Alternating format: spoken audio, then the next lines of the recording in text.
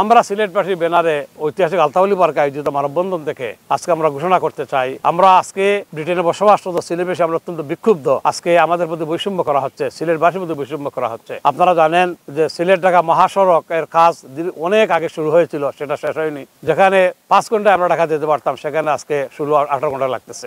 আজকে সমাবেশ থেকে আমরা সেই দাবি জানাচ্ছি যে সিলেট ঢাকা মহাসড়কের কাজ যাতে দ্রুত সম্পন্ন করা হয়। আমরা দাবি জানাচ্ছি আপনার ট্রেন লাইন যাতে সংস্কার করে আধুনিক ট্রেন যাতে সিলেটে চালু করা হয়। আমরা দাবি জানাচ্ছি ওসমানী বিমানবন্দরকে যাতে পূর্ণাঙ্গ বিমানবন্দর পরিণত করা হয় এবং সিলেট ওসমানী থেকে যাতে বিদেশি ফ্লাইট অবিলম্বে চালু করা হয়। আমরা দাবি জানাচ্ছি আমাদের চা বাগানের সদর দপ্তর সিলেটে বা শ্রীমঙ্গলে স্থানান্তর করা হয়। আমরা দাবি জানাচ্ছি হাওর উন্নয়নের বোর্ডের সদর দপ্তর যাতে আপনার সুনামগঞ্জে স্থানান্তর করা হয়। এইভাবে আমাদের সিলেটের প্রতি যত বঞ্চনা বৈষম্য আছে এগুলা দূর করার জন্য আমরা আজকে সমাজ আমরা পরিষ্কার বলতে চাই, আপনি আমি কথা বলতে চাচ্ছি যে এই সমস্ত দাবির ভিত্তিতে আমরা গত 5ই ডিসেম্বর 2024 সালে আমি এবং আমরা একটা ডেলিগেশন গিয়েছিলাম ডক্টর ইউনূস সাহেবের সাথে দেখা করার জন্য সরকারি ভবন যমুনায়। সেখানে ওনাকে দাবিগুলো আমরা তুলে ধরেছিলাম। উনি যখন লন্ডনে আসেন 12 জুন, আমরা এখানে ওনার সাথে দেখা করে দাবিগুলো তুলে ধরেছিলাম। উনি আশ্বাস দিয়েছিলেন, কিন্তু আজ পর্যন্ত আমাদের কোন দাবি বাস্তবায়িত হয়নি।